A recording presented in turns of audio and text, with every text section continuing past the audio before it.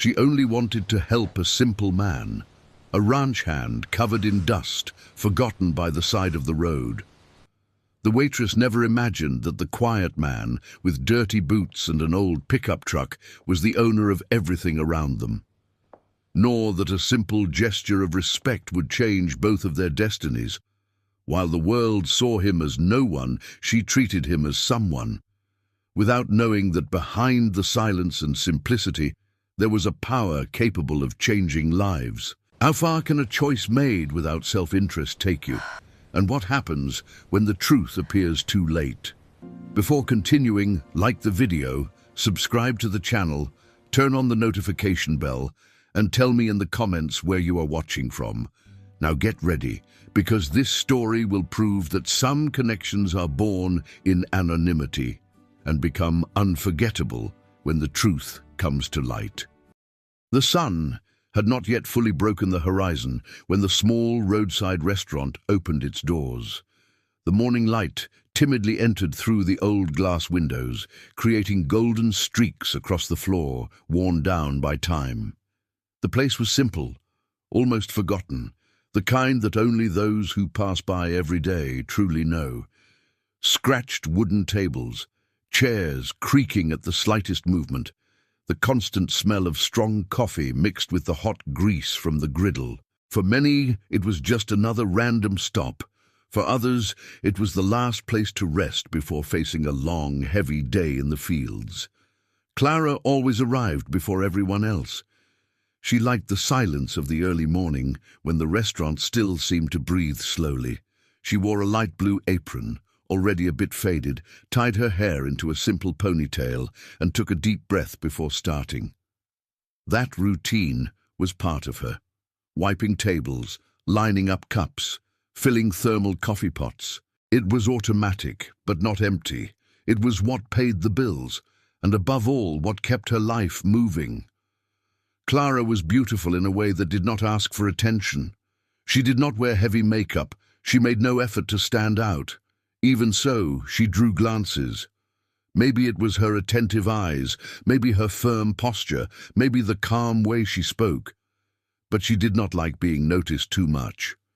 She learned early that for women like her, excessive attention almost always came with trouble. While wiping down the counter, Clara watched the road through the window.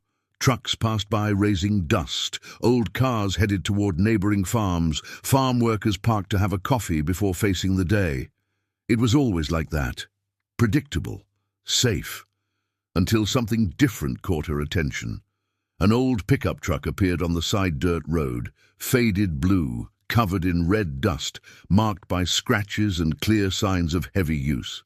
There was no luxury in it at all. On the contrary, it looked like it carried stories of long journeys and hard work.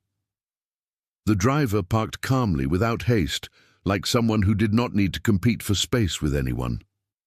He got out slowly. He wore a worn straw hat, a simple cotton shirt with the sleeves rolled up, faded jeans and boots dirty with soil. His body was strong, shaped by daily labor. But what made Clara pause for a moment was not his appearance. It was his eyes. There was no exaggerated exhaustion, no hurry, no air of someone who already expects to be treated as lesser. His gaze was calm, steady, attentive, the gaze of someone who knows exactly who he is, even when the world insists on seeing something else. The man entered the restaurant in silence. "Good morning," Clara said automatically, in the polite tone she repeated every day. "Good morning," he replied, in a low, deep, calm voice. He chose the table farthest away, near the window, like someone who prefers to observe rather than be observed. He sat down without rushing, took off his hat and placed it beside him, rested his arms on the table. Clara brought the menu, but noticed that he barely looked at the options. "A black coffee will do," he said. "Very strong." "Of course," Clara replied. "Anything to eat? Bread with butter if you have it." "We do," she said. "I'll bring it right away." While preparing the order, Clara caught herself looking at him more times than she usually looked at customers. It was not ordinary curiosity. It was a strange, almost instinctive feeling that that man was not just another passing ranch hand, not because of the way he dressed, not because of the old pickup truck, but because of the way he occupied space, without asking permission, without trying to impose himself. When she returned with the coffee, she placed the cup in front of him. "Here you go." "Thank you," he said, lifting his eyes. Their gazes met for a second. It was brief, respectful, but intense enough to cause a slight tightening in her chest. Clara looked away first, not exactly sure why. "My name is Clara," she said, almost without realizing she was speaking.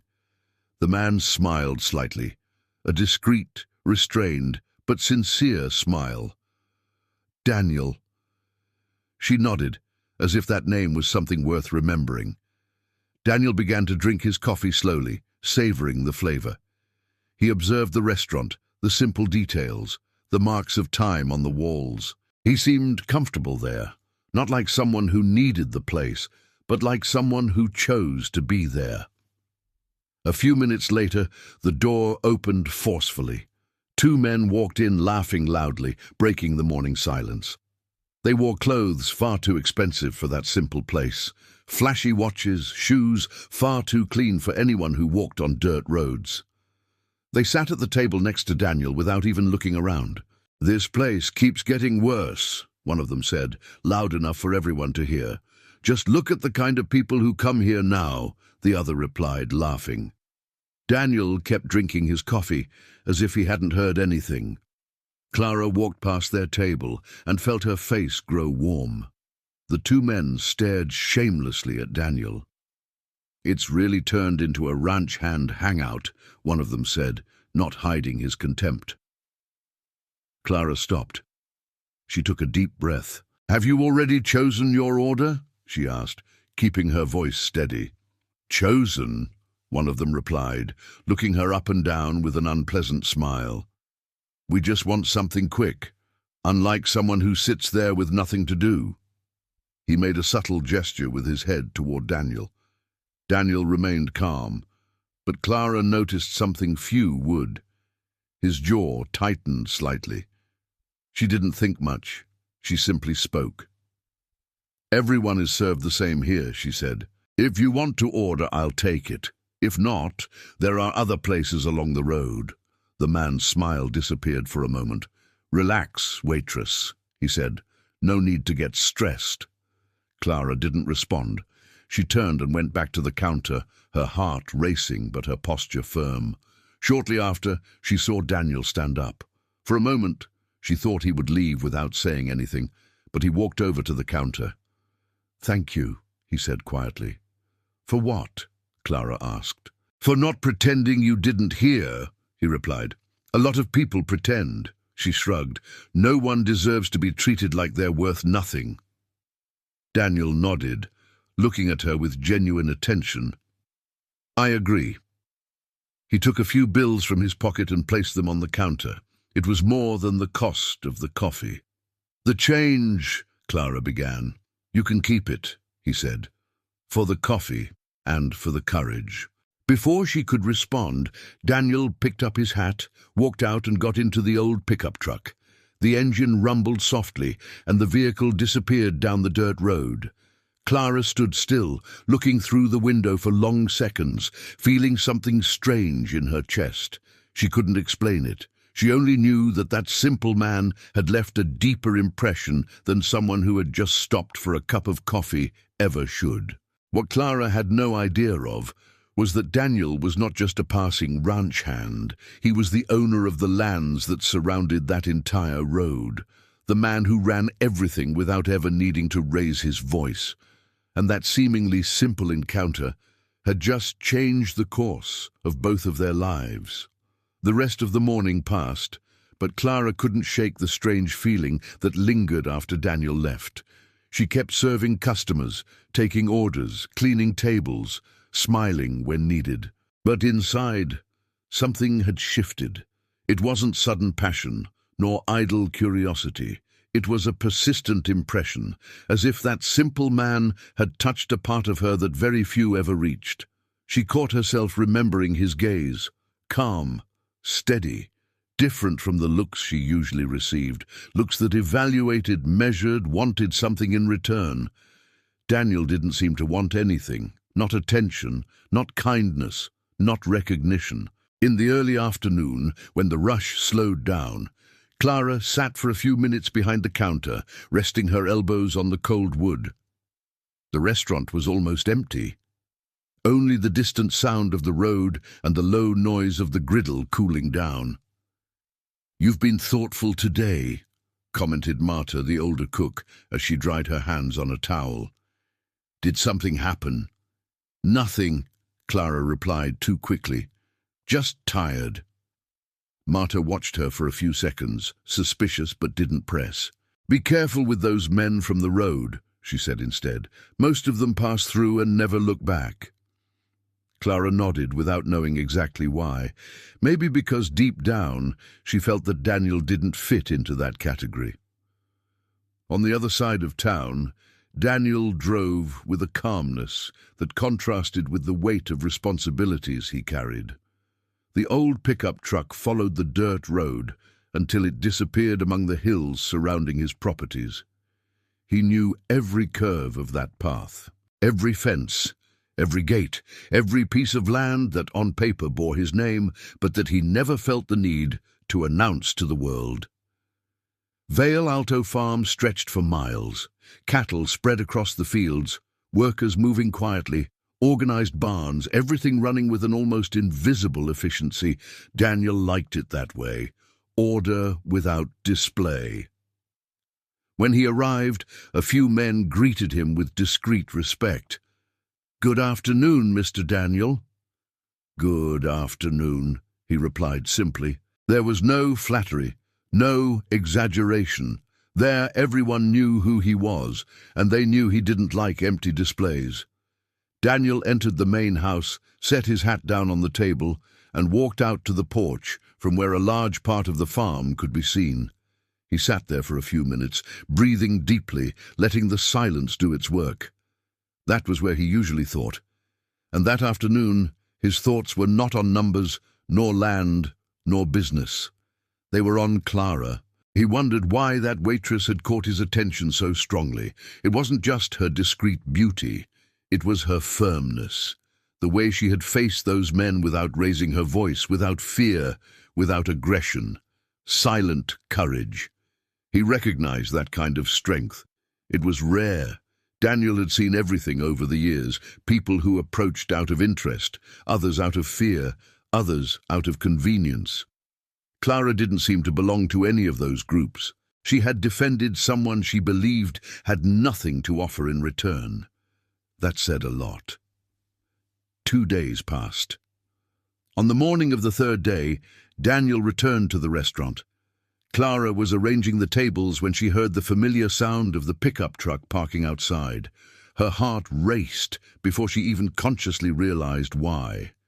She looked through the window and saw him step out of the vehicle with the same calm manner as before. He walked in. "Good morning," he said. "Good morning," Clara replied, feeling her voice come out a little softer than she intended. "Strong coffee again?" she asked, trying to sound natural. "If it's not too much trouble." She smiled, a small, sincere smile. "I'll bring it right over." This time, he chose the table closest to the counter. Clara noticed. Maybe it wasn't a coincidence. Maybe it was just comfort. Still, the gesture didn't go unnoticed. While she prepared the coffee, she felt his gaze from time to time, but it wasn't intrusive. It was attentive, as if he were observing the world carefully, not just people. "Slow day today," he commented when she brought the cup. "Midweek is like that," she replied. "People prefer to stop quickly." "And you?" Daniel asked. "Do you prefer that they pass through quickly?" The question caught her by surprise. "I don't know," she answered after a few seconds. "I think I got used to it." Daniel nodded. "We get used to a lot of things, even when we shouldn't." She looked at him for a moment, sensing that the sentence carried something beyond the obvious. "Do you work in the fields?" she asked, changing the subject. "I do," he replied. "Always have. It must be hard." "It is," he said, "but it's honest." Clara agreed with a small nod. "I like people who work with their hands," she commented. "You can tell who someone really is." Daniel gave a slight smile. "Sometimes you can hide a lot even then." They stayed silent for a few seconds. It wasn't uncomfortable. It was the kind of silence that happens when no one feels the need to fill the space with empty words.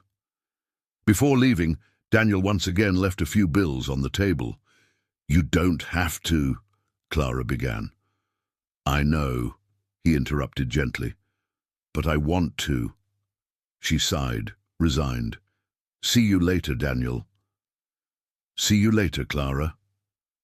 When he left, Marta appeared behind the counter. "He came back," she said, in a tone that mixed curiosity and warning. "He did," Clara confirmed. "A quiet man like that usually carries a story." Clara didn't answer, but she knew it was true.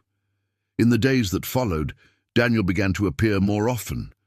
Never every day, never at the same times, always discreet, always polite, never forcing conversation, never invading space.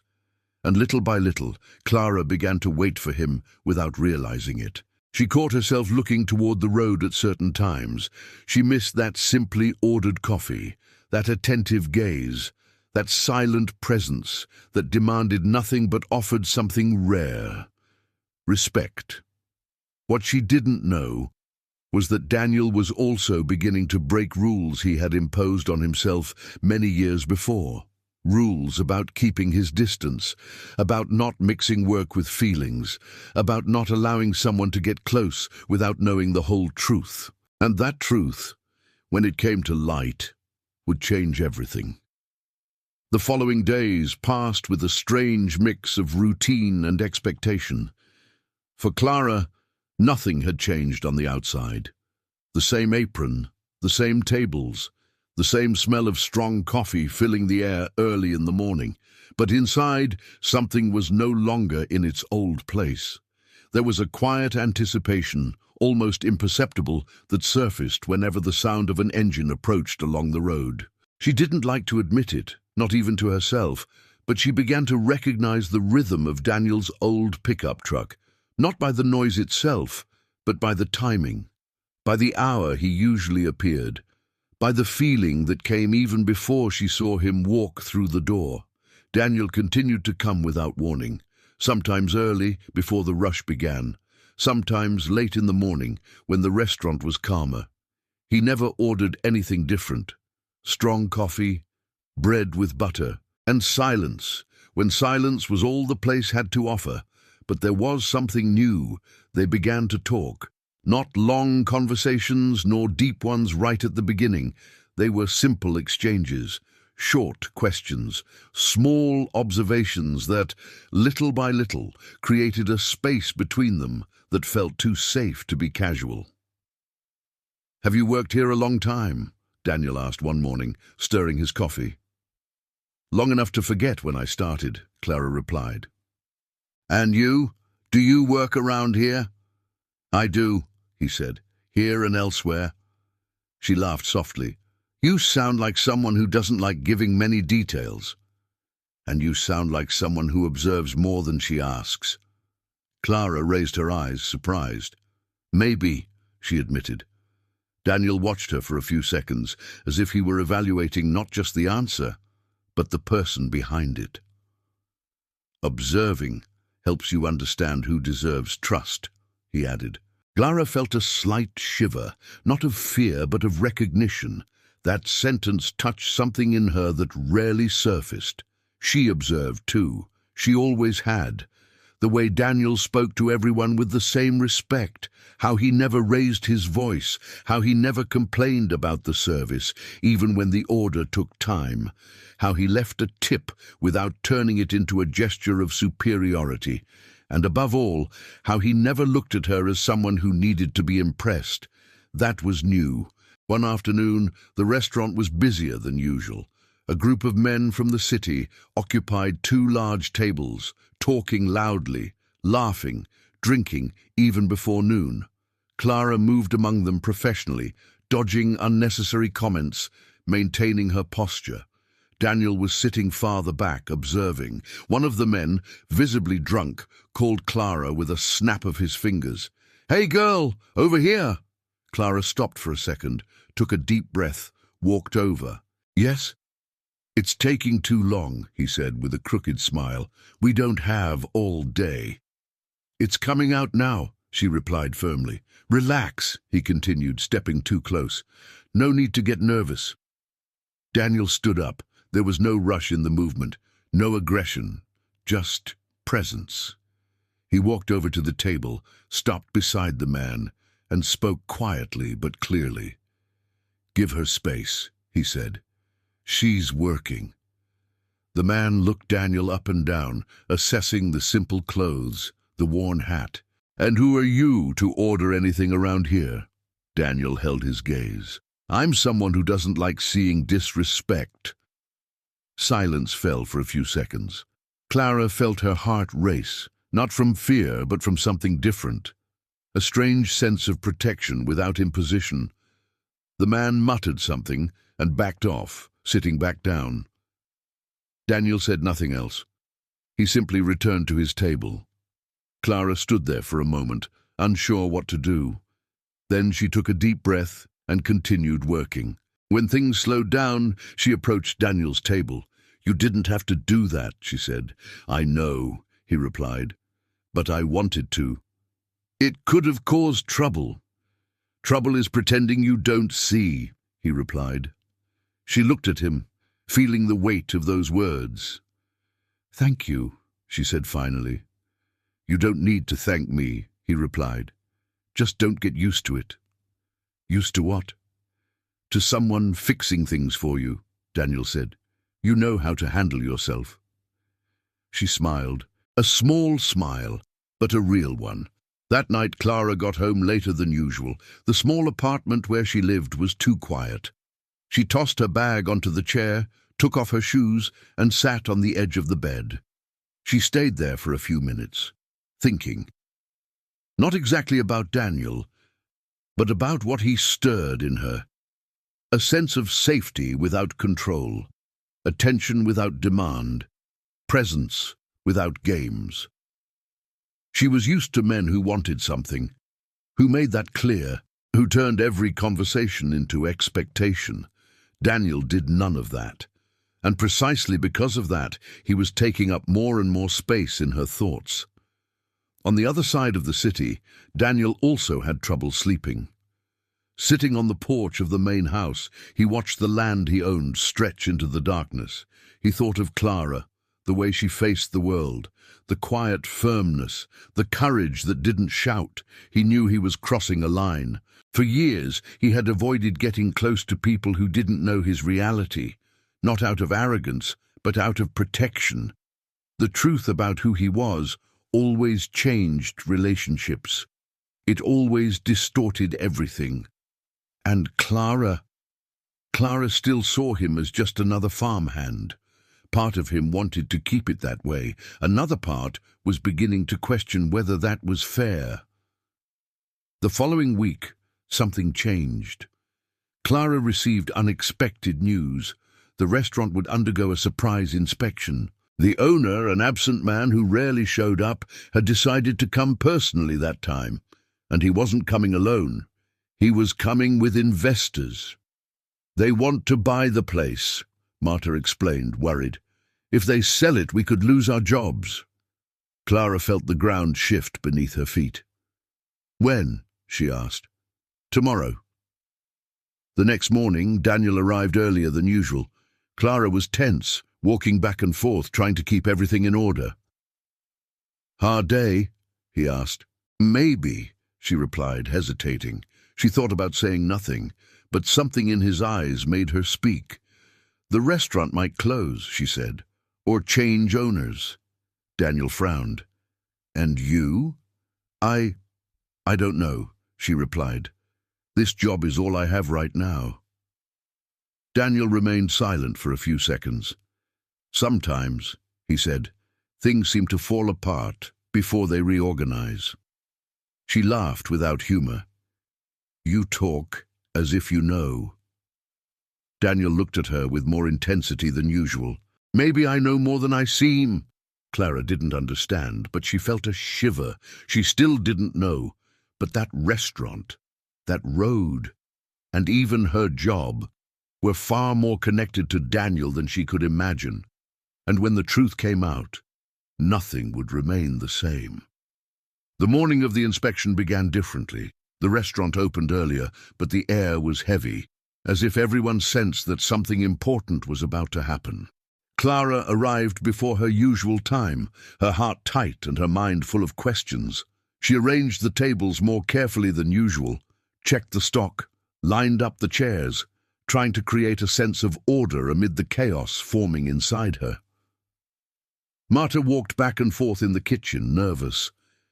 These kinds of people don't look at employees, she muttered. They look at numbers. Clara nodded silently. She knew it was true. She also knew that if the restaurant were sold, there would probably be no place for her. Simple workers were easily replaceable. Around 9 in the morning, 3 black cars parked outside. Men in suits got out, speaking quietly, looking around as if assessing land before a purchase. The restaurant owner came right behind them, smiling too much, too nervous. Clara felt her stomach twist. Breathe, Marta said, holding her arm. Do your job. That's all we can do. Clara took a deep breath and nodded. A few minutes later, Daniel entered. He sensed the heavy atmosphere as soon as he crossed the door. The cars outside, the men in suits, the restaurant owner sweating, Clara moving faster than usual. Did something happen? He asked, approaching the counter. Clara hesitated. She thought about lying, but she was too tired to pretend calm. The owner came with investors, she said quietly. They might sell the place. Daniel frowned. And that worries you? This job is all I have right now, she replied without dramatizing, just telling the truth. Daniel stayed silent for a few seconds, watching the men in the background talking in low voices. Stay calm, he said. Whatever it is, you'll be fine. Clara laughed without humor. You talk like you're sure. Daniel looked at her for a moment longer than usual. There was something different in his eyes. It wasn't just attention, it was resolve. Sometimes, he said, things need to look out of control for us to find out who really runs them. Clara felt a shiver. You talk in a strange way, she commented, like you know more than you should. Daniel just smiled slightly. Maybe I do. Before she could ask anything, one of the men in suits approached the counter. Excuse me, he said, glancing briefly at Clara. Could you bring coffee to the table? Of course, she replied, professional. As she prepared the order, she felt Daniel's eyes on her. It wasn't a demanding look. It was attentive, almost protective. When she brought the cups to the investors' table, she overheard part of the conversation. The location is good, one of them was saying. The road passes right here. If we modernize it, we can profit, another replied. But the workforce needs to change. Clara felt her heart tighten. Long-time employees tend to be a problem, the third added. She returned to the counter with trembling hands, trying to maintain her composure. Daniel observed everything. Minutes later, he stood up. Clara, he called softly. She approached. What is it? I'm going to take care of something, he said. Trust me. Take care of what? She asked, confused. Daniel didn't answer. He simply put on his hat, walked past the investors' table, and left. Clara watched, not understanding. Part of her felt afraid. Another part felt trust. Something told her he wouldn't just leave. 30 minutes passed. The restaurant owner kept talking to the investors, growing more excited. Marta already looked resigned. Clara felt small, invisible, as if her future were being decided without her having any voice at all. Then the door opened again. Daniel entered, but he didn't enter the same way as before. He walked calmly to the table of the men in suits. There was no arrogance in his steps, no hurry, just certainty. "Good morning," he said. The men looked up, quickly assessing the simple clothes, the worn hat. "Can we help you?" one of them asked with distant politeness. "I think so," Daniel replied. "You're talking about the restaurant, right?" "We are," the man said. "And who are you?" Daniel pulled out a chair and sat at the table without asking permission. "I'm the owner of most of the land surrounding this road," he said calmly, "including the land this restaurant sits on." Silence followed immediately. The restaurant owner went pale. "How so?" he stammered. Daniel kept his calm tone. "The land use contract expires in 3 months, he explained, "and any sale depends on my authorization." The investors exchanged looks. "That wasn't mentioned," one of them said, visibly uncomfortable.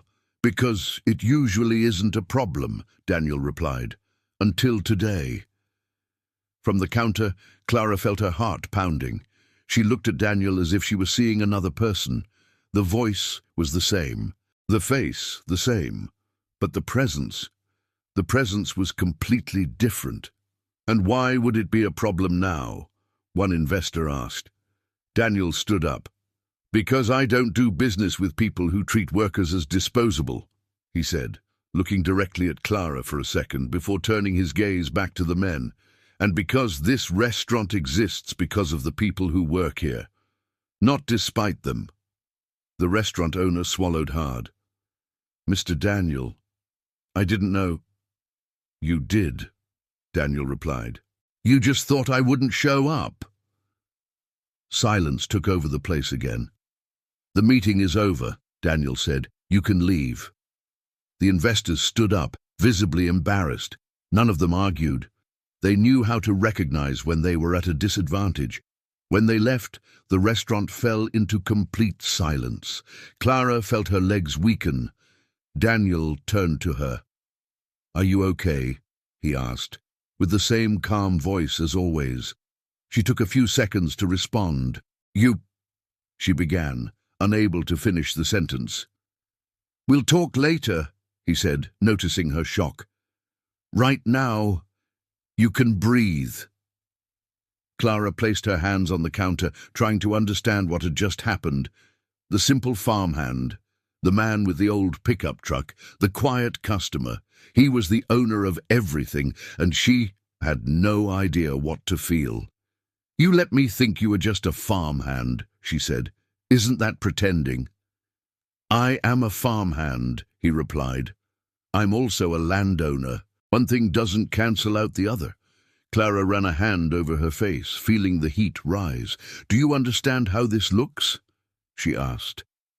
"It looks like you tested me," Daniel frowned. "I never tested you," he said. "People who test others expect something in return. I didn't expect anything from you." "But you didn't tell the truth." "Because no one asked," he replied, without aggression. "And because when I tell it, everything changes." Clara fell silent. Part of her wanted to argue. Another part was beginning to understand. "Do you think I would have treated you differently if I had known?" she asked, in an almost defiant tone. Daniel didn't answer immediately. He observed her face, her hands still trembling, her eyes full of questions. "I don't know," he finally said, "but I do know that getting to know you without that in the way was fair." Clara swallowed hard. That word carried weight. "Fair for whom?" she asked. "For me," he replied. "And I think for you too." She stood up abruptly, walking a few steps through the restaurant. "You can't decide that alone," she said. "You can't just show up, change everything, and expect me to be okay with it." "I don't expect anything," Daniel replied, standing as well. "I never have." "You did expect something," she shot back. "You expected me to trust you." He fell silent. A heavy, honest silence. Trust isn't asked for, he finally said. It's built. Clara stopped, took a deep breath. This conversation wasn't going where she had imagined. There was no clear confrontation, no villain, just two people trying to understand the space they had unknowingly occupied in each other's lives. I need some time, she finally said. To think. Daniel nodded immediately. I understand. I don't know what this changes, she continued. I don't know what I feel now. You don't need to know right now, he replied, or ever if you don't want to. Clara looked at him, surprised. You talk as if you're prepared for any answer. I'm prepared to respect any choice, he said. She looked away, feeling a strange tightness in her chest. Part of her had expected resistance, pressure, a request for her to stay. There was none of that. Just space. I'm going to close early today, she said, not knowing why. That's fine, Daniel replied. I can go. She nodded. Daniel picked up his hat, walked to the door, and stopped for a moment. Clara, he called. She turned around. What happened here today, he began, wasn't to impress you or to trap you. It was to protect people who deserve respect. She swallowed hard. I know, she replied softly. He left. Clara stayed alone in the restaurant for a few minutes. Then she called Marta, explained she would close early. She stepped outside, breathing in the hot afternoon air, as if she needed to relearn how to breathe. At home, she sat on the couch without turning on the television. The silence was deafening. She thought about everything, about simple Daniel, about powerful Daniel, about the fact that neither of them seemed fake, just whole. She remembered the way he defended her without making a scene, the constant respect, the absence of demands, the way he never used money, status, or promises to get close to her. Maybe the problem is me, she murmured to herself. Clara had always been wary of men with power. She had seen how it corrupted relationships, how it changed intentions, how it created dependence. The fear she felt now wasn't of Daniel, it was of what that revelation did to her. On the other side of the city, Daniel walked along the veranda of the large house. He felt the weight of the day on his shoulders. He didn't regret what he had done at the restaurant, but he wondered if he had lost something important by revealing the truth that way.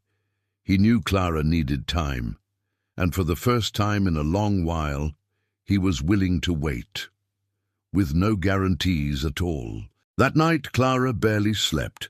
She thought about everything she had said, everything she hadn't said, about how Daniel's image wouldn't leave her mind, now mixed with a feeling of distance.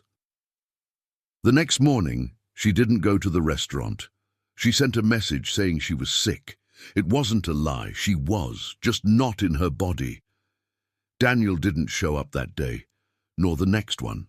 The space that had always existed between them now felt larger, more conscious, heavier, and Clara was beginning to realize that it wasn't the revelation pushing her away, but the fear of getting close to someone who saw too much. The days that followed were strange for Clara. Time seemed to move more slowly, as if every hour carried weight. She avoided the restaurant for 2 consecutive days, something she had never done before. Not because she was physically ill, but because she needed distance from the place, from the charged silence, and most of all, from Daniel. But running away solved nothing. It never had. On the 3rd morning, Clara woke up before the alarm clock. The room was still dark, and the distant noise of the road came muffled through the window. She lay there for a few minutes, staring at the ceiling, feeling the familiar tightness in her chest. It wasn't confusion. It was clarity arriving slowly, the way it usually does when we stop lying to ourselves. She got up, took a shower, put on simple clothes, and left without overthinking it. She didn't go to the restaurant. She went somewhere else. The dirt road looked different from that angle, longer, quieter. Clara drove slowly, her hands steady on the steering wheel, her heart racing. She wasn't sure what she would say. She only knew she needed to say something. She needed to face what she had been avoiding. When the farm gate appeared ahead, she stopped the car for a few seconds, took a deep breath. She remembered the simple man who walked into the restaurant, the calm gaze, the way he never pressured her. And she also remembered the man who, without raising his voice, had enough power to change everyone's fate there. She pushed the gate open and went on. The main house was quiet, large but without ostentation. Clara parked and got out of the car, feeling a slight tremble in her legs. She didn't know if Daniel would be there. She didn't know if she wanted him to be. Still, she walked up to the porch. He was. Seated, as always, looking out over the open fields. His hat rested beside him, his hands placed on his knees. He didn't seem surprised when he saw her. He simply stood up slowly. "You came," he said. "I did," Clara replied. "I hope it's not a problem." "It never is," Daniel answered. There was a brief silence, not uncomfortable, but charged. "May I sit?" she asked. "Of course." Clara sat across from him. For a moment, she said nothing. She looked at the floor, trying to organize her words. Daniel didn't speak either. He knew how to wait. He always had. "I disappeared," she finally said. "Not because I was angry, but because I was afraid." Daniel tilted his head slightly, attentive. "Afraid of what?" he asked. "Of liking someone I can't control," she replied. "Of feeling small next to someone so big." He took a deep breath. "I never wanted to make you feel small." "I know," she said quickly. "And that's what confuses me the most." She lifted her gaze and for the first time since the revelation looked directly at him. "You never used who you are to impress me. You never promised anything. You never asked for anything. And still—" She hesitated. "You changed everything." Daniel remained silent for a few seconds. "I didn't plan any of this," he said. "If I had planned it, I would have done it differently. Maybe worse." Clara let out a small, sad smile. "I've always been afraid of men with power," she confessed, "because I've seen how they treat people when they think they can. And I've always been afraid of people who get close because of power," he replied. "That's why I keep my distance." They looked at each other for a few seconds, recognizing something in one another, different fears, similar wounds. "When you walked into that restaurant," Clara continued, "you were just a simple man to me, and that's how I got to know you. That's how I liked you." Daniel felt the weight of that sentence. He didn't respond immediately. "I'm still that man," he finally said. "The rest are circumstances." "I know," Clara replied, "but now I also know I can't pretend nothing has changed." She took a deep breath, feeling her heart pound. "I didn't come here to demand explanations," she said. "I came because I realized staying away doesn't solve anything. And because," she hesitated but went on, "because I don't want fear to decide for me again." Daniel stood up slowly and walked a few steps along the porch, not out of nervousness, out of a need for space to think. "I will never ask you to stay," he said, his back turned, "nor to trust me, nor to choose anything right now." Clara felt a tightness in her chest. "But I will tell you one thing," he continued, turning back to her. "If you decide to stay, I won't protect you with money. I'll protect you with presence, with respect, and with truth." She stood up as well. "That's all I want," she said. They stood facing each other, at a short but still respectful distance. There was no touch, no hurried gesture, just two adults recognizing that something real was happening. "I'm going back to work tomorrow," Clara said. "At the restaurant." Daniel nodded. "And I'll keep showing up," he replied, "the way I always have." She smiled lightly. "Only now I know who you are." "Now you know one more part," he corrected. Clara walked to the edge of the porch and looked out over the fields. The light wind touched her face. For the first time since the revelation, she felt something close to peace. "Daniel," she said without turning around, "no matter what this becomes, thank you for never making me feel small, even when you could have." He stepped a little closer. "Thank you for not leaving when you had every reason to." Clara turned and impulsively took a step forward. She stopped just a few inches from him. Her heart was pounding, but there was no anxiety, only choice. "One step at a time," she said. "Always," Daniel replied. She smiled. It wasn't a smile of promise. It was a smile of possibility. When Clara got into the car to leave, she felt that something inside her had reorganized itself. She had no answers, no guarantees, but she had decided not to run away. Daniel stood watching as the car drove off down the dirt road.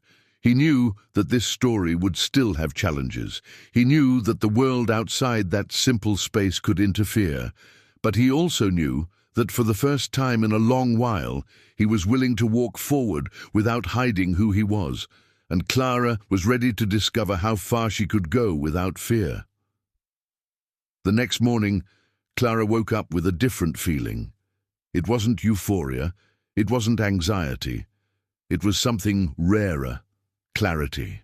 For the first time in a long while, she didn't feel like hiding from the day that was beginning. She got dressed calmly, tied her hair as usual, and left home without that constant weight in her chest she had learned to call normal. When she arrived at the restaurant, the place looked the same. Same tables, same counter, same smell of strong coffee. But Clara was no longer the same. There was something in her that had settled, as if she had made a silent decision that no one else needed to approve. Marta greeted her with an attentive look. "I thought you weren't coming," she remarked. "I needed to sort some things out," Clara replied. "But now, I'm here." Marta nodded without asking anything else. People who have lived long enough know how to recognize when someone has come back different. The movement started little by little.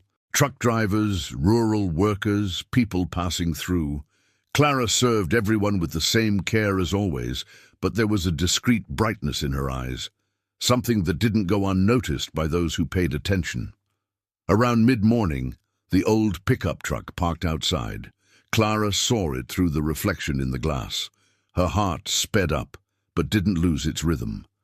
Daniel walked in the way he always did, without announcement, without haste, without visible expectation. He chose his usual table and sat down, taking off his hat. Clara brought the coffee before he even ordered. "Good morning," she said.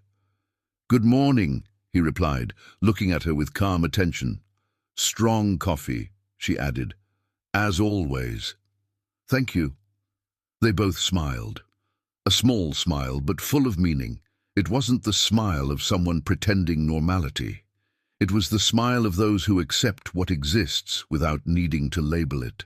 "The restaurant is going to stay open," Clara commented while taking an order at another table. "The owner decided not to sell," Daniel nodded. "It's a good place," he replied. "It deserves to continue." She looked at him for a second longer than necessary. "Thank you," she said softly. "You don't need to," he replied. "Things just followed the right course." For the rest of the day, Daniel stayed there longer than usual. He didn't interfere. He didn't draw attention. He was simply there. And Clara realized that this quiet presence had already become part of her routine in a strange and comfortable way. At the end of the shift, when the restaurant began to empty, Daniel stood up. "Can I walk you home?" he asked, without imposing. Clara thought for a second. "You can." They walked to the pickup truck. The road was quieter at that hour, and the sky was beginning to change color. They didn't talk much along the way. It wasn't necessary. There was a silent understanding between them, something that didn't need to be explained. When they arrived in front of the simple building where Clara lived, Daniel parked. "I don't know how this is going to be," Clara said, looking ahead. "I don't know if it's going to be easy." "I don't know either," Daniel replied, "but I know it doesn't have to be hard just because it's different." She smiled lightly. "You talk like you've lived this before." "I've lived a lot of things," he replied, "but almost nothing like this." Clara opened the door but stopped before getting out. "Daniel." "Yes." "If one day this stops making sense, will you tell me?" He looked at her seriously. "I will," he said, "and I hope you'll do the same." "I will." Clara got out of the car. Daniel waited until she went into the building before driving away. That night, Clara slept better than she had in months. Days turned into weeks. Daniel continued to show up at the restaurant, but now he also appeared at other moments. Sometimes he took Clara for walks near the lands he cared for. Other times, they simply sat in silence, watching the end of the afternoon. There was no rush. There were no exaggerated promises. There were no games.